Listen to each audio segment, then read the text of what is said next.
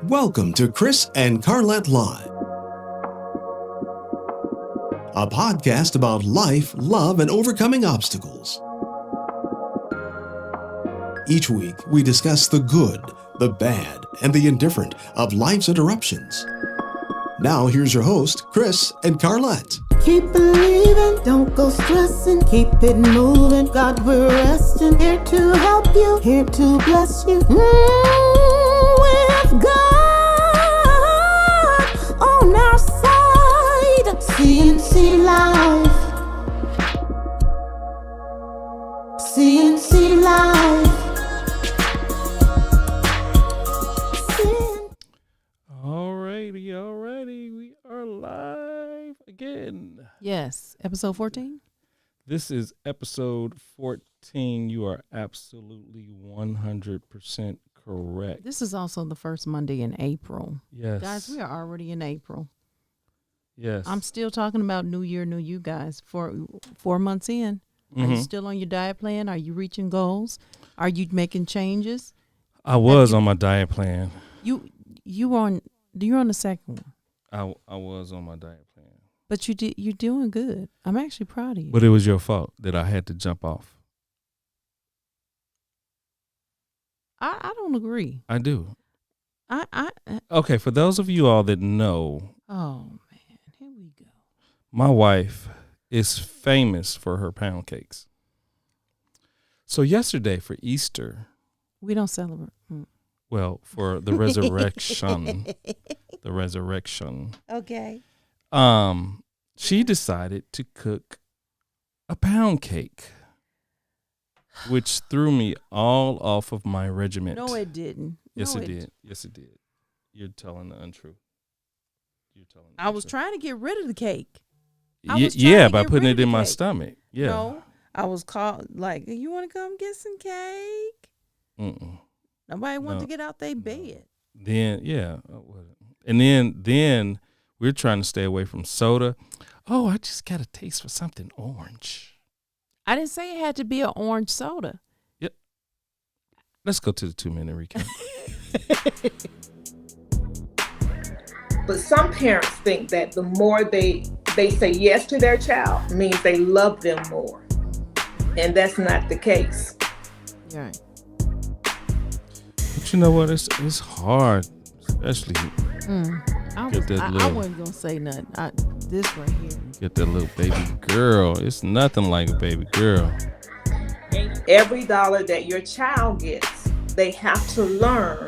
If they get $10, they need to learn that they have to assign a task for all $10. It could be $8 goes into the bank, into their piggy bank to be saved. And $1 is for some bubble gum. And $1 is for, I don't know, a game. There was one couple on the verge of divorce because of money, and teaching couples that sometimes society thinks that the husband has to take care of the bills because he's the man, and the wife, whatever, you know. But my teaching is whoever does it better takes care of the bills.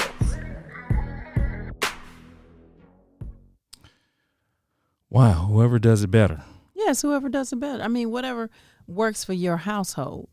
You know, we talked about how in the early years, even before the baby boomers, the group before the people that were in the depression, most of the wives were stay at home, and the men, they worked, and the men paid all the bills and handled all the finances, and she was given the money for the groceries and her stipend and whatever, and brought her the nice gifts and whatever, and the money for the kids.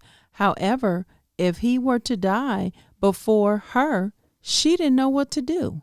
She didn't know what to pay. It's like my parents. my mom pays all the bills. Right. And your father, and she told me many times over the years we've been married, that he doesn't know what to do Yeah, that's true. when it comes to that. So it's a role reversal. I mean, whatever works. Let's get back to this pound cake and try. Oh, Yeah, let's get back. you to know this what? pound- What? It is not my fault. I've You lost. have to be disciplined. I am. Well, then we shouldn't even be having wait, this conversation. Wait, you all listening? Whoever has had Carlette's pound cake, Lemon pound cake. lemon pound cake, at that, has it?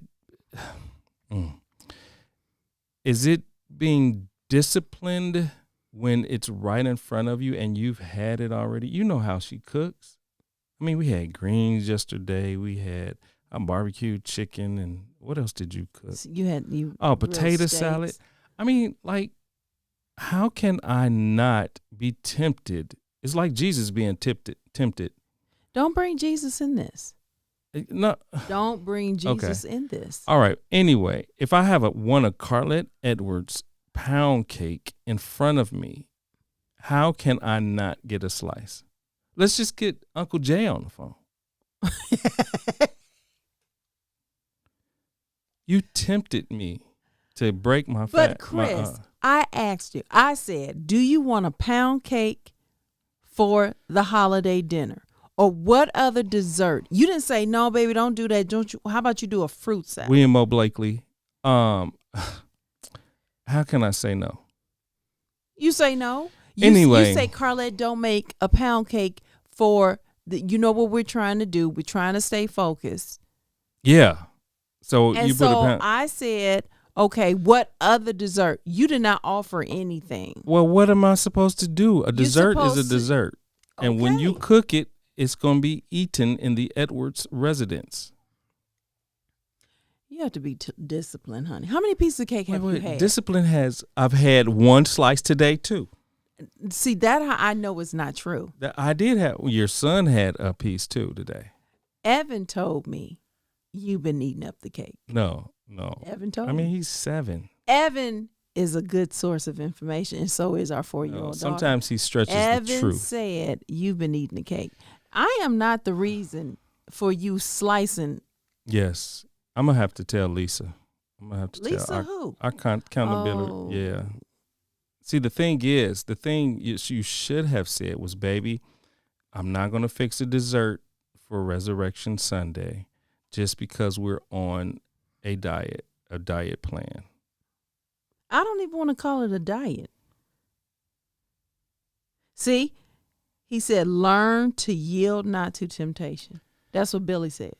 Well, So when are you going to learn that? That's the real thing. I'll fail every time there's a Carlette Edwards lemon pound cake. But see, in front whenever of I me. make a cake for somebody else, then I hear your lip and the lip of well, don't Christian fix it. that said, no. I said for others. Well, when you going to make some for us? You always shipping cakes up out of here. Da, da, da, da, da, da. And I'm just saying. Well, not during this period. Okay. It's hard. I hope everybody had a great. I made a cake the other day, and y'all were looking sideways. Yeah, Okay. All right. because it's my flour. Well, it's our flour. Well, no. Let's get on to this. Who said we were gonna get up at 6 a.m. every morning and walk before I start work? I'm still waiting on that. Well, that's because you That sleep was on a your week. back. No. What do you mean I sleep on my back? What does that have to do with And anything? you're in It's La La called- Land. It's called. Okay, come on. You don't even set your clock for 6. You don't Because even yours set is your. set for 5:30. Nope. Mm-mm. Yeah. No. Well, anyways, I'm not making no cake with Splenda. I use real butter, Billy. I'm not playing with the ingredients. and it's that flour and too. I don't even want to hear about people talking about, can you make it gluten free? No, I cannot. Yeah. You just don't eat the cake. Well, I am not compromising on goodness for the cake. Okay. Sorry. I hope everyone had a great Resurrection Sunday. We had I will let y'all know when he wakes up to walk at 6 a.m. We had a fantabulous Sunday. Although we pre-record our services. Yes, it was. Dr. very Terrence A. Merritt, good. Life Church of Life Church. Atlanta. We worked from Thursday to Saturday recording our service, and it was just phenomenal. A great production yesterday. Bree Bailey. Yeah, Elder Bree. He designed the stage. I mean, it was just immaculate. If you want to go to the Life Church of Atlanta page on Facebook, you'll see what we're talking about. You can also see it on my personal page, Carlette Edwards or Carlette Jones Edwards or Chris Edwards on his page, because we shared the pictures as well as the service yesterday of church. I'm telling you, it was amazing. Our children did a great job. Kudos and our hats off to our pastor and his vision, the staff, Elder Bernard Robinson, Elder Bernard Holman, the assistants of Elder Kevin Moore, Minister Denard Jones, Bree Bailey, Dr. Isaac Sparks. Listen, it takes a lot for a person and Minister McCracken to sit up and organize all these children and hand out all these speeches. Yes. And actually, they did not do speeches. They all recited scripture. Yes. And from the youngest, I believe, was 2 years old up until, high school level. And it was really, really great. We had spoken word. Yes. So we have to get to our guests. I'm sorry. Yes. See, that's... Listen. Yes, we have a fantastic guest again. Of course we do. I mean, again, where are these guests coming from? This one right here. We know great people, and it's an honor, to privilege that we've come in contact with amazing people, all our lives. Yes, I've known her for I don't know how long, probably about 4 or 5 years, I think. I don't know, but she's fantabulous. Yes, her name is Sun Migliacci. Yes. Did I say it right? Oh, yes. So read her bio and then we'll bring her on. Okay. Sun is a strategy executive with over 15 years industry experience in financial services. She started her career in investment management, pivoting to strategic advisement while living abroad in London, UK. She returned to LA to earn her MBA from the University of Southern California, Marshall School of Business. As an immigrant to the U.S., she grew up in Louisiana and spent her formative years in Southern California. She shares her background and stories as a Korean American to highlight the challenges and evolution of self-identity and the communities she's found along the way. All right, and we're going to bring her on. Yes, let's welcome her. Yes, there she is. What's going on, Sun? How are you? I'm well, thank you. Chris and Carlette, thank you for having me here today. Oh, we're so happy. Thank you for agreeing to come on. Thank you for willing to share your experience. Our title today is Asian American, Past, Present, and the Future. Yes, it should be on your copy, I believe. No, it's not. You guys sold me on the pound cake, by the way. I really want to try it now. Yeah. She'll mail it to you. Son, you come to Atlanta, I will take care of you. I'm a fan. Yes. Oh, it was good. So, this issue, I stated before yesterday when we went live just to talk about it. It is an issue that is affecting the Asian American community, and we cannot. I'm thinking, and we cannot act like it's like, well, if it's not my community, then it doesn't bother me. Well, that's not true. It affects us all. And Son, I just want to thank you for coming on to share your personal experience. And we do have some questions, but we know, this stuff goes back years before, but it also goes back just 1 year, with this last president we had. So let's just go ahead. And so man, when we thought about the subject, I'm like, man, it's although Asians, to my knowledge, did not go through the whole slavery part that I understand, and correct me if I'm wrong. It's like, man, we're facing the same issues as a culture, as two different cultures, the Asians and the blacks. Then Black Lives Matter happened. Now it's Asian lives matter. And I mean, it's just a culmination of just hate and frustration and just like, where do you think all of this is coming from a personal perspective? Well, I think that what Carlette said is actually pretty spot on. It started, even though there has been a history and it goes a long way back about how Asians have been treated in the U.S. I think that it just kind of took another level last year when the president at the time, he referred to the coronavirus as the Chinese virus, Right.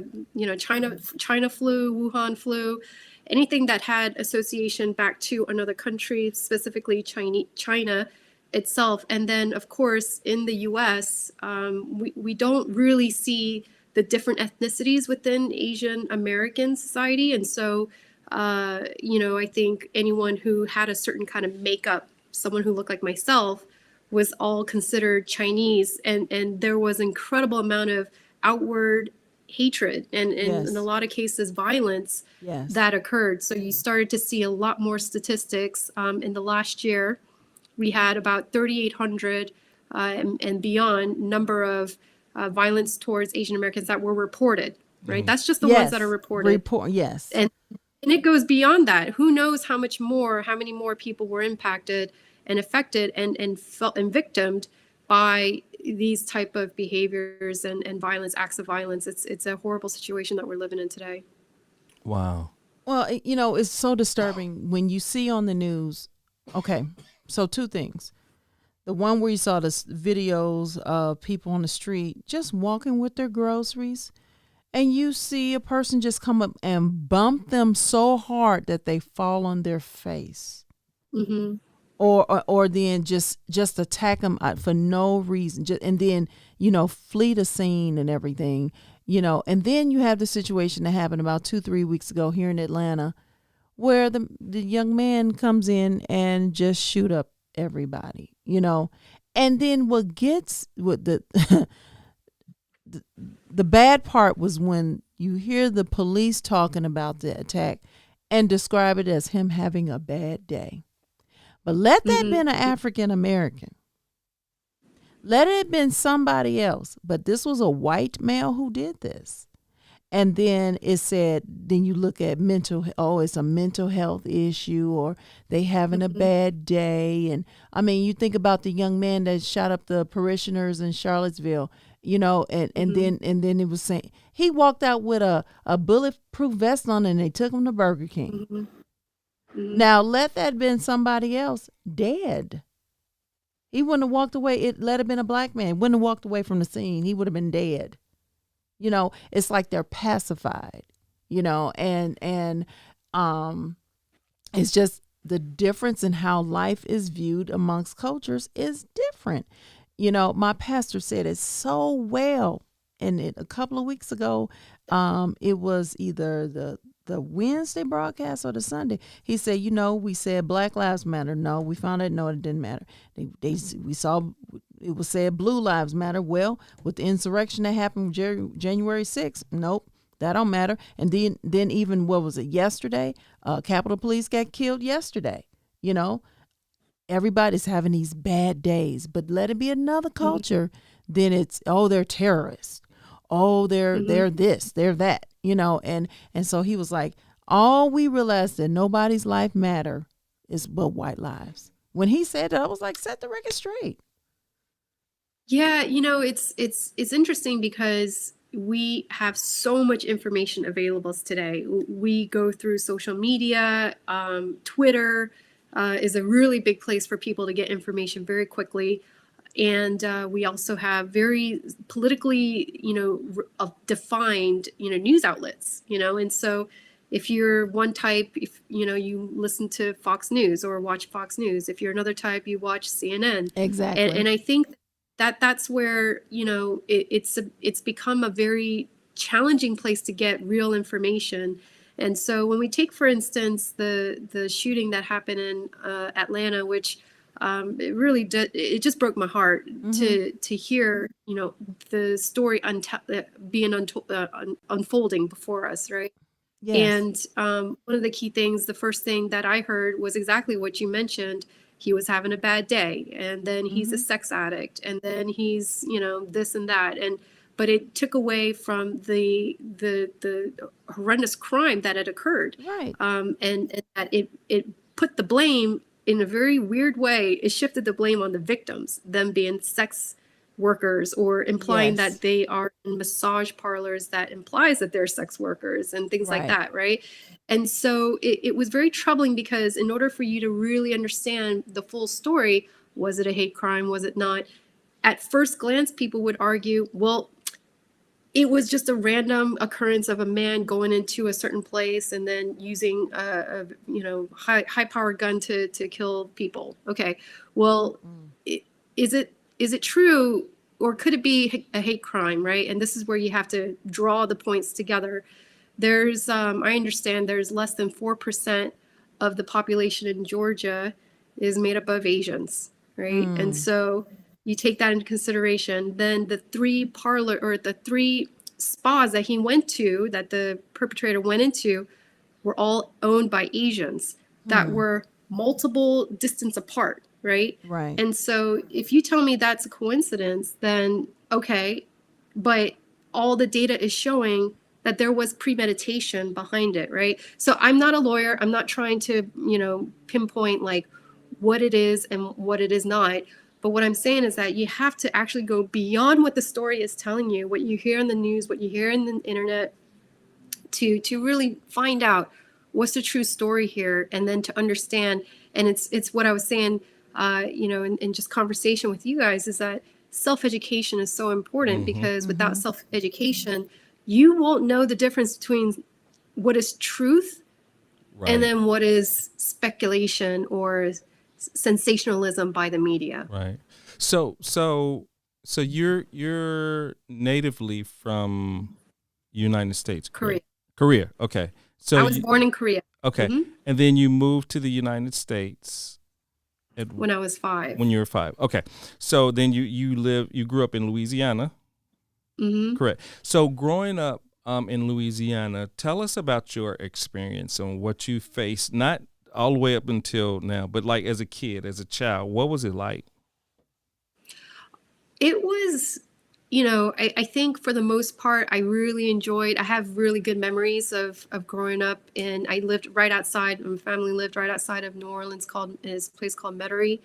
And it's a very diverse, New Orleans, as you guys know, is a very diverse city. And there was a lot of different ethnicities that lived there. So, but they didn't really understand what it meant to be Asian. So you see there's 2 types of Asians at the time when I was growing up. You were either Chinese or you were Japanese. And then, obviously there were a lot more types of Asians that were living in, New Orleans at the time, but that's kind of the joke that was kind of going on. So when you're 5 years old and you're learning English and you can't speak English very well, there's a lot of, as kids can be like a little cruel about not being able to speak the language. But you learn very quickly when you're young. You learn new languages very fast. And, we started to excel at the language itself and within school. So, overall, I would say that, Louisiana, of all the different places we could have lived in, I always come back thinking it was a very enriching experience. But it's also, when I think of it as an adult, I look back and I wonder how it molded me as a human being, and those experiences that I take when you're growing up, some of the the discrimination was real, right? And kind of the ignorance of people were real. I didn't know it at the time, but now when I look back on it, people didn't understand what it meant to be different, and so that's kind of how my memory is, and how I self-reflect on that time period. Wow. Okay, so like I spoke to you earlier, usually when we say Asian American, it's such a broad term that encompasses a wide ethnic group, okay? So what I said to you is that I wanted to read off, and I went to the asiasociety.org and read off what the name of the groups. So it's Samoan, Tongan, Guamanian, and Native Hawaiian from the Pacific Islands, Lao, Hmong, Ming, Vietnamese, Cambodian, Thai, Burmese, Malay, and Filipinos from Southeast Asia, Pakistani, Bangladeshi, Indian, and Sri Lankan from South Asia, Afghani and Iranian from Central Asia, and Korean, Japanese, and Chinese from East Asia. In 2000, the 3 largest Asian nationalities in the U.S. were Chinese, Filipinos, and Asian Indians. Now, I wanted to say that because people are so quick to call everybody Chinese, and that is not true. It's a vast group with a lot of differences from many places. So I just read off a list. So, I learned the hard way when we lived in California. It's a very high Hispanic population, but everybody is not Mexican. Yeah. And it took me I was talking to a young man that was in the house dealing with a cable, and I was like, oh, I'm looking for some good Mexican food. He said, well, I'm not Mexican, I'm Guatemalan. Shut the front door. I learned a lesson. I just did. He's like, but it's okay. It happens all the time. And so, how do you feel about that when it's just that general label or just, oh, Chinese? It's like, no, I'm not Chinese, Yeah, it's tough because it's exactly to what you're saying. What is it?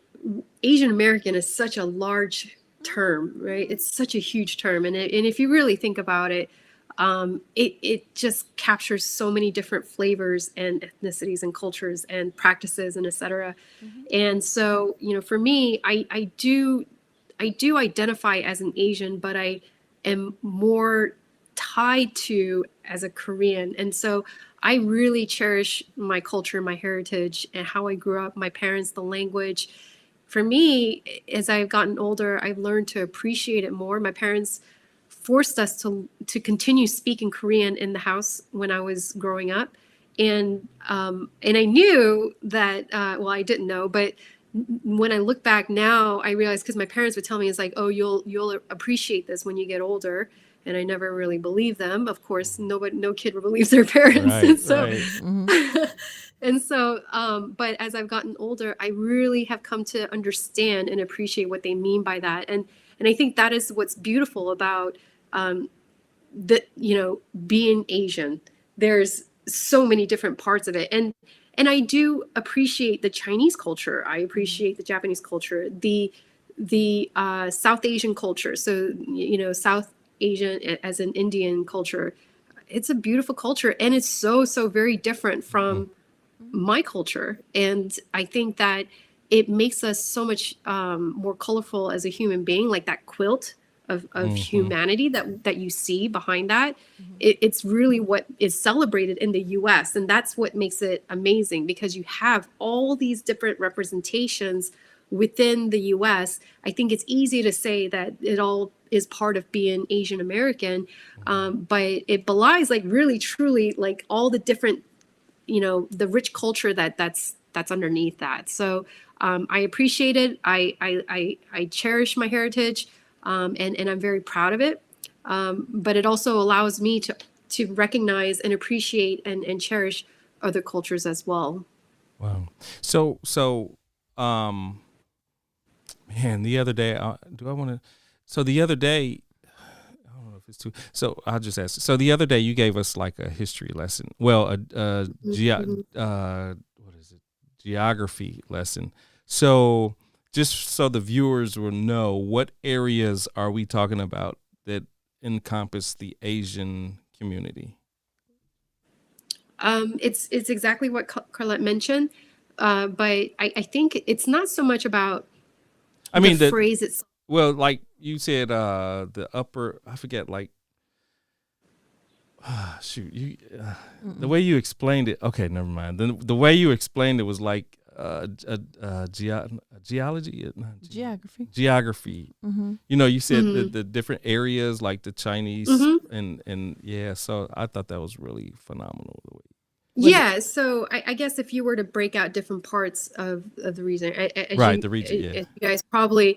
as you guys probably have recognized it, Asia is a huge country. I mean, it's just like a lot of different types of people. And if you talked about the Hmong people, the Hmong culture exists within China, and that is a very distinct culture within itself, and very, very different from Korean, but makeup wise, the Hmong culture is very close to the Korean culture. So, I think what is interesting is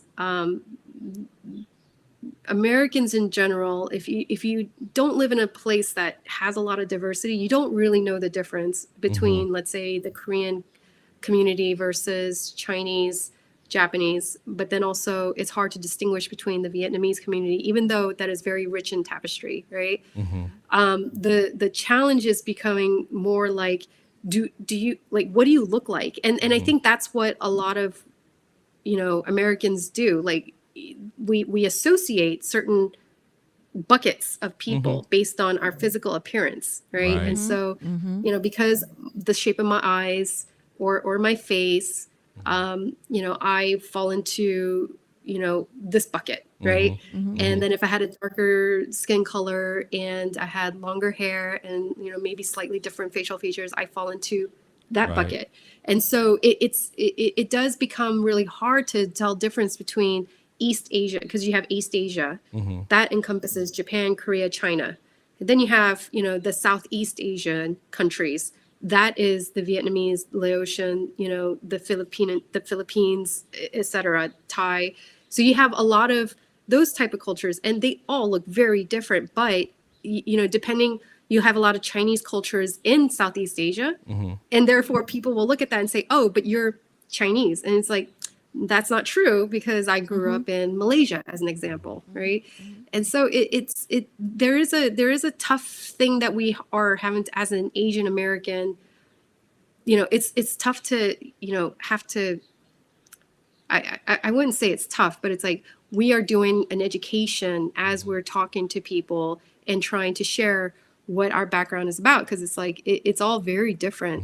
And kind of going to what you were saying earlier, Chris. When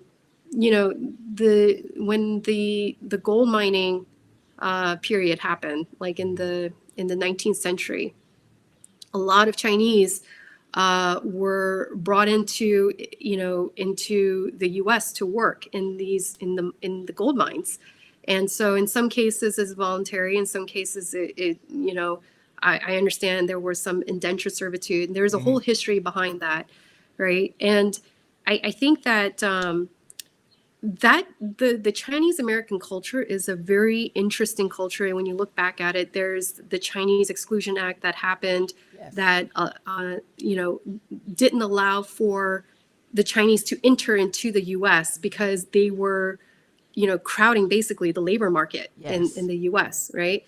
And so these are things that the U.S. had passed legislation on to make happen, right? And if you think about the real struggle, they carved the way, the Chinese Americans and the history of the Chinese Americans carved the way for a lot of my experience as an individual to today in the modern day. They really persevered. And then when you talk about what happened to the Japanese Americans, they were 2-3 generations living in the U.S. in some cases. And they were sent to internment camps because the U.S. government thought they were a threat because we were entering World War II. And so, so they were effectively jailed for being Japanese. Wow. These are some of the things that the U.S. government had allowed to happen because of fear, right? And these are things that continue to, like, it's not something that we talk about very openly because we feel like, oh, that was generations ago. This is something that happened in the past. But it's like these impact the way we live and how legislation is formed today. So I have to say that, it's been fantastic. We have a lot more representation in, Congress, from the Asian American perspective.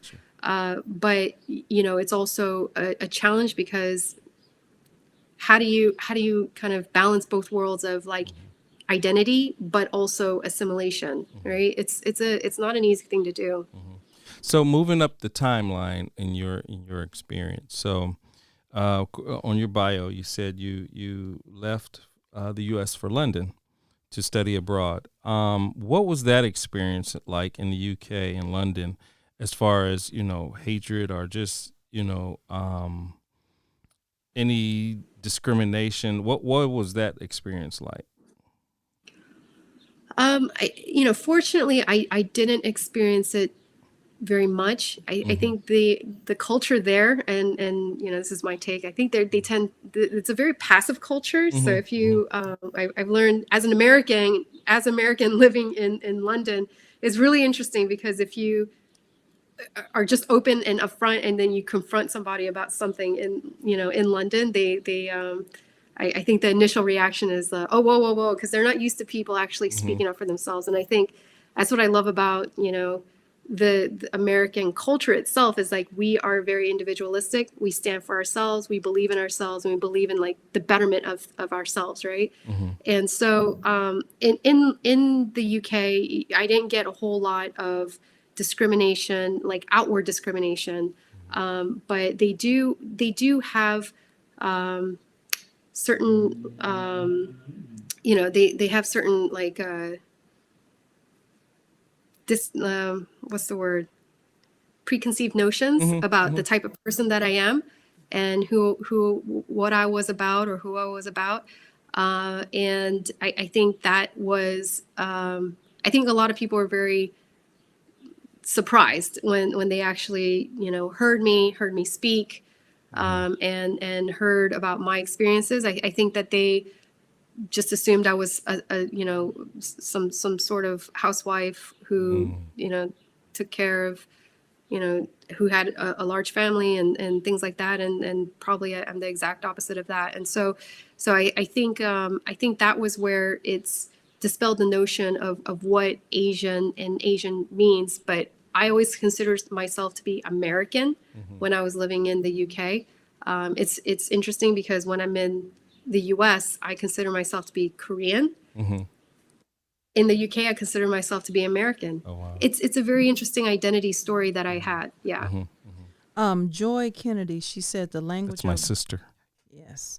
The language of your culture, parents' heritage should never be lost. And she also said Hawaii is finally allowing the original dialogue to be taught in schools again. Wow. Yep. Language is important. Yeah. Well, because as we get older, and as time progresses, I think that a lot of that culture is being shoved to the wayside. I mean, I could see it in my son's school. Oh. About. I think now that BLM is here, the schools are making an assertive effort in order to push, especially during Black History Month. It started early. Culture about Black history, but I think that was just, I don't want to say cover up, but just an appeasement for the Black Lives Matter movement. And because, if it wasn't for that, would they really be teaching all this about, Black lives? I don't know. We're going beyond February. Now it's like really, we need to give I don't know if you all have your own month, but let's give Asian Americans their own month then. I think they do. Do you have? We do. Yeah. Oh, you do. Okay. I'm sorry. Yeah. So what month is that? That's in May. In May. So I expect for the Douglas County school system in Georgia to teach on Asian American history and culture. Okay. Before school lets out. I'm about to say, because school let out on the 26th. So I'm putting it out there. Anybody on the Douglas County school system or any school system, I know it's someone in APS on here, Atlanta Public School. Let's make it an assertive effort to teach on Asian American. Mm-hmm. Yes. I love that. Yes. Yeah, I love that because we are also contributing to the fabric of this country. Yes. And so I think that it's very different from the history of African Americans. Very different. And I think that when you look at where we are present day today, we've become a society of all those different shared stories, those experiences, all coming into one. But by celebrating the different heritage and backgrounds of all the different types of individuals who live in the U.S., I think we become a richer society for it. Yeah. Wow. So let's think about that. Let's imagine every culture. If every culture decided we're going to go back to our own motherland, and what would you leave here? Oh my God, this country would be empty. Right. Well, Everybody, with the exception of Native Americans, right? With the exception. Well, It was stolen from them. well, Come on, what? they would stay. Well, not the Asians, but Yeah, I know. Mm-hmm. and they would say this is our land anyway. Right. Oh, we're getting a But little my point controversy is, right here. my Oh, point Lord. is the influence, as you all said, we all said the the tapestry, the beautiful tapestry. What would be gone? What would leave? When you think about every culture, I disagree. At least read what your sister said, but it's like, what would be missing? It's so much I want to say, but I don't want to say. But just come on, guys, read between the lines. Think of your culture, and if we decided to everybody, let's go back, what would be left? It wouldn't be colorful anymore. Let's start there. It'd be a lot of food. Well, It would be a lot of food missing. Right. Different types of food. I mean, if you think about the history of this country, it was founded by people who were escaping and looking for a new place A to better live, place, right? right. That's why they called it the New World. Right. Right. And so this was founded on the opportunity for a new life, because the Pilgrims were escaping persecution in England. I think there was extreme poverty in certain parts of Asia and China in particular, and so they were looking for new opportunities in the U.S. Korea had just come out of a major war, as you guys know, the Korean War, and it was an incredibly impoverished country. People were looking to the U.S. for new opportunities, right? So if you think about why people came into the U.S., they were looking for opportunities. And this whole country, with the exception of Native Americans, in effect, are made up of immigrants. Think about it, right? Whether you're from Europe or Asia or Africa, like South America, we were all coming from different countries. So we are, in effect, all immigrants into this country. Absolutely. So Wow. what would that leave? If Just everybody Native packed- Americans and the other culture with the flags. Oh, did I say that? I'm Son, so get him. Son, get him. I'm just saying. Come on. My point and really is we're here. We gotta make We need to this work. sing "This Land Is Our Land." No, we cannot. The only people who can say that really is Native Americans. But Yes. anyway, it's like we got to make this work. If everybody had a bad day and reacted that way, it wouldn't be a lot of people here. That's true. Therapy has to happen across the board. So, son, where do we go from here?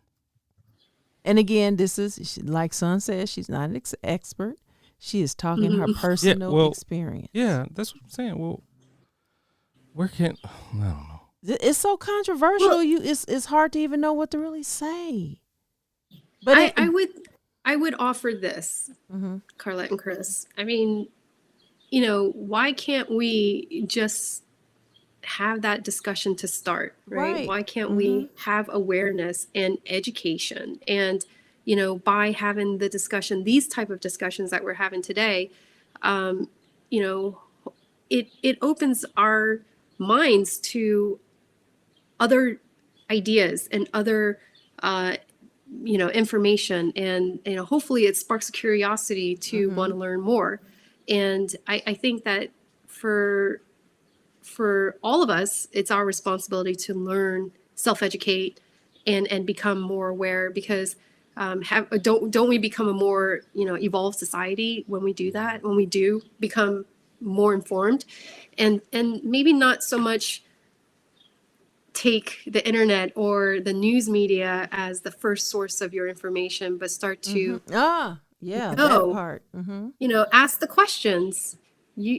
Every individual has their right to learn the full story, and so you have to talk about it. We can't pretend like this doesn't exist.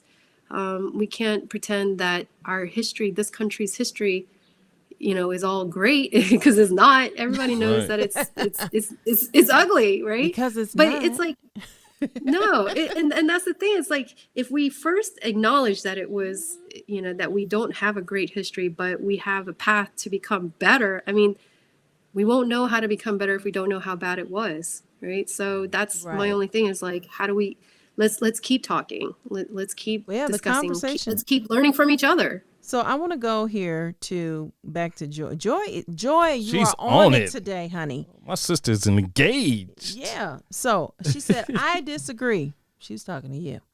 Schools do not teach Black history. Schools, hold on. Schools, at least where I live, do recognize Asian History Month, but they do not teach it well. She said Americans need to address true American history, like you said, son. It starts with writing a real American history book. That's right. Then William said, just say it. It will be white people and Native Americans left here.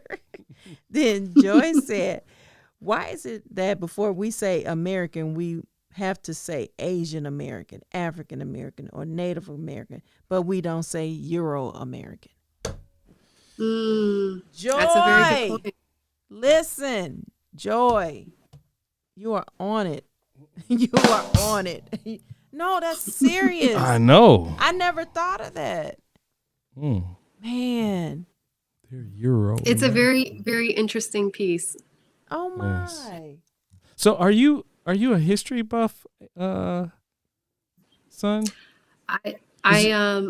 You know what? The minute I say that I am, then I'm going to be proven that I'm not. And if I say that I'm not, then I'm probably going to say maybe I'm because you're so knowledgeable. I feel like this is a loaded question. No, because you're so knowledgeable.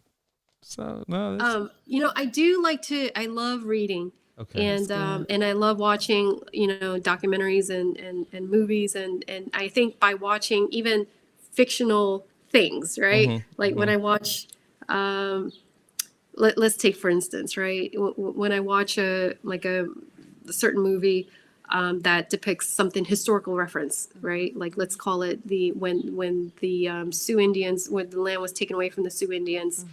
I think what it does is it makes me want to learn more about certain things. And so I do feel like what I love about having Google and the internet is like there's lots of information out there that I can learn more about.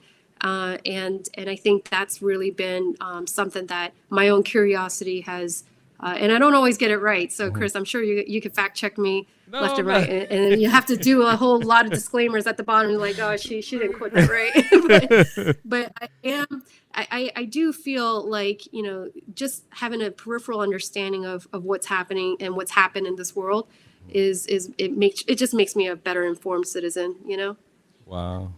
That's good. That's good. So yeah, back, I don't know if Joy said, I'm proud to be an American who happens to be Black.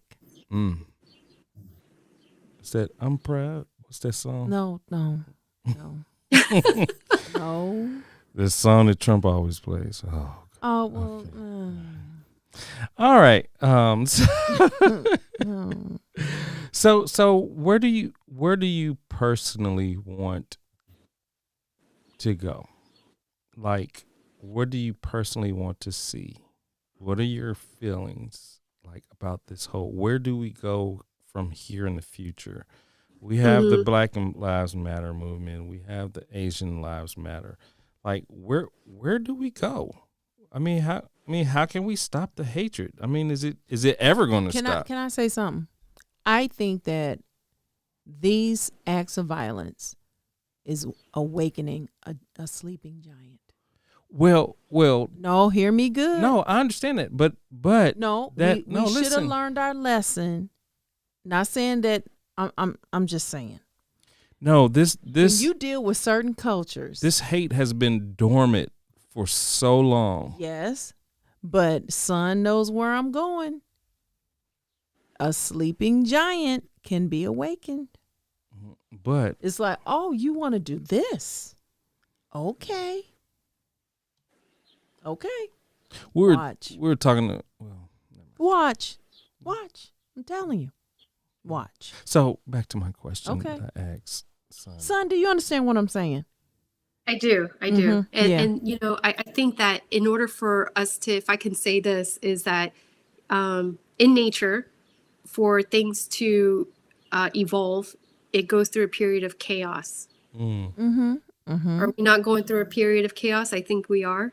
I think that by going through this chaos, if we see it through to the other side of this, we may become, I'm hopeful that we become a better society. There's legislation that protects people. There's a balance between all the differing types of societies and individuals who live in this country. I am completely, it wasn't until I lived in another country that I felt very proud to be American. I wouldn't have said it before, but I was very proud. I mean, Obama was president, and we were doing a lot of great things, and like technology was amazing, and people were carrying iPhones that was designed in the U.S. Right? A lot of great innovation came out of the U.S. and it made me very proud to represent that when I was abroad. And so I can completely relate to, like, I am American. I'm proud to be American, and I recognize myself as being a Korean on top of that. But we have a long way to go. I mean, I do think that when we see ourselves through this, and it's probably going to be a tough journey, and I think the journey will be in perpetuity. But this is not just for Asian Americans or Asians in general. I think that this also, for the Latin community, they also have to go through this. You guys are experiencing it in the Black community as well. It's a very, I don't know the answer. I don't know how we come out of it. Maybe by joining forces, like we recognize Wonder Twins, activate. Maybe we become like Voltron or something. Right. I don't know. But that is really, I think the way we come out of this is if we come together, in that shared experience. And fear keeps us divided. Fear, and you said it, because I wrote this down before you said it. Joy said, I support Asian lives. Asian lives matter. We all need to respect each other. We all have value. Absolutely. Well, my sister's on it today. She's on it. Joy, you do diversity training. Anyway, so I just, fear produces hate. Fear produces That's right. A lack of understanding. It lack of knowledge, ignorance. And when people act out of that, you get situations that's happening. People are so emotional right now. They're on edge. You don't need someone from the highest office to be talking ignorant and feed into ignorance. And so then that gives some people in their mindset, the right to retaliate however they want to do that, and don't have regard for life and differences in different cultures. And like Joy said, we all have value. She said, tell Sun we need to unite. So, got to get rid of fear. Yeah. In a I way, think that's what it is. yes. Are your parents still living? They are, yes, Yeah. fortunately, yeah. What are their thoughts? Have they shared? And they are in the United States, correct? Yeah, they are. I didn't share with you that, I think for the first time in my life, living in this country, I've actually felt fear of what I I was am. going to ask you And that. and I think that that's a different it brought a lot of like compassion and empathy for the Black community and the Black Lives Matter. I think that I understood. Obviously, I cannot relate, but I understood at a level where to when I walk out the door, I don't know if someone's going to attack me. I've never had that fear before, and I think like this is something that is new, and for my parents, I have that fear even more because they live in, they're and they're like they survived the Korean War, so they can't be scared about anything, right? But if they were, and a lot of times you'll hear this and you'll see this, if anything happened to them, they probably wouldn't tell us. They are the type that they don't want to burden us with, bad things. They certainly don't want us to be worried about them, and so they'll probably try to hide whatever hurt that they experienced as much as possible, and just kind of like push through. And that's what they do. That's their generation style. I think that's why it makes it really hard to know how do we support them if we don't always know that they're being hurt. So you have a age group that pushes through, and then you have these times that just let's get rid of us and be done with it, instead of doing the work, fixing the problem. Renelle said on here, she said the driving goal behind fear is control, and that's it. It's the fear of I'm losing control. I'm about to lose this. I'm about to lose my job. So somebody's going to take over my job. Somebody looks smarter than me, or I got to wear a mask. All this stuff. It's like I got to blame somebody, and then handle it, get rid of it, because I'm somehow losing control. Thank you, Renelle, for that. Yeah, and I think Trump had a lot of he gave permission to use that as a weapon, right? And he gave permission to allow for certain type of behavior, to say like, oh yeah, okay, right? And I think that's why we do see a lot of, and maybe to your point, Carlette, it's a sleeping giant that we're awakening. I don't want to in some ways, if good things come out of all of this, then was it worth it? I'll ask you that question. Is it worth it if a lot of the bad things have to happen in order for good things to come out of it? Yeah. Well, you can look at the George Floyd case, and hopefully that it's good coming out of that. I mean, a lot of these cops are. Can I be honest with you? I am posturing my heart for them to not convict that man. I'm just being honest. It's too much history of cases being overturned or dropped, or the person was acquitted, all that for whatever reason. I think I'm doing that. So if the man is not convicted, then I'm like, it's almost like, okay. And that's sad to say that. That is so sad to say that. Wow. And I read today. No. I read yesterday. It was an article that came out talking about that people it's already in their mindset, the possibility of him not being convicted. And it's almost like calming yourself down before you can get angry. Mm-hmm. Yeah. Well. I mean. So we're up on the hour. This has been a great Yeah. conversation. I mean, how do you even end something like this? Yeah. But other than saying the conversation must be had, Yeah. the real American history books need to be Rewritten. rewritten. Yes. Uh-oh. Oh, question for Sun. Read that, baby. Since the incident that made national news, what do you think that should be taught to today's children that will help the next generation to see that we are all equal and not each other's enemies so that this won't happen again? Ooh, I wanna give I want to give the right answer, and I'm not sure if I have the ability to put it in the right words. But children are they're very vulnerable, Yeah. and I think it's important for parents and what they're exposed to show as much of the world as possible, in the sense that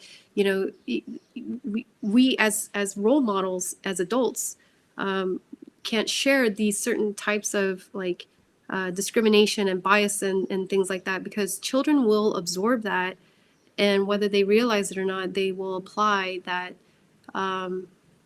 bias in their lives, and they'll see the world in a different way. I think that's the reason why I'm more aware of how I behave in front of young people, even young adults, because I recognize that they're very much aware, and they will follow the path of the adults around them. And so for the young children, it's through education and also open discussion and dialogue with them. I do think that they are capable to a certain degree of understanding what is happening in this world. And it doesn't have to be so real as what's happened in Atlanta, but just understanding that we are a diverse group of individuals who live in this country, and to how do we learn to appreciate and respect each other, I think is very important.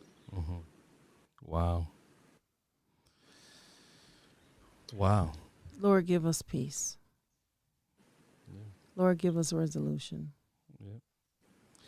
Help So, us. any final words, Sun? I think she just said. I mean that. Oh. Well, I just want to say thank you. I think that this goes back to the question both of you had asked, is how do we move forward? How do we get past, right? And I don't think we would ever get past, but how we move forward is through open discussion. And I hope that what I shared, my experiences today with you and your audience, it resonates to some degree. And I hope that what I was able to share with you is, it comes from a good place. And I hope you hear other stories as well. And it helps to, bridge across different cultures, and whatever I can do to add to that is, I'm here. Yes. My sister said, thank you for your time and your commitment about what message do we want to send to young people. And then our cousin said, thank you, Sun. Great job. Thank you very much. Thank you. You're welcome. It's been such a fun pleasure, and thank you again for inviting me. I you're really do welcome. appreciate it. Yeah, we just, just take the link and I'll send it to you. Well, you see it on YouTube, but oh man, you're getting so many. Great job, podcast. Great information. So yeah, yeah. But we thank you. We appreciate you. We'll have to get you back on the show at a later time. Just to see where are we now. Type of thing. But but yeah, thank you so much for being a part. Thank you, Sun. Thank you. Appreciate No, it. it's my pleasure, and I look forward to hopefully I'll be able to add more information, and we have some new information to talk about. Mhm. Maybe there are new developments, and it Gotcha. shows some of the progress we've been able to make, and I'd love to be able to talk about that, and I'm here. Yes. Thank you. We'll call you. Well, I'll hit you up and then we'll talk. All right. We always call our guests back just to say thank you. But I will as soon as we end the show. I'll call you on Teams. Fantastic. Okay. Sounds good. All right. Thank you guys so much. Thank you. You're welcome. Bye bye. Bye-bye. Bye. Wow, that was great. Yeah, that was real good. That was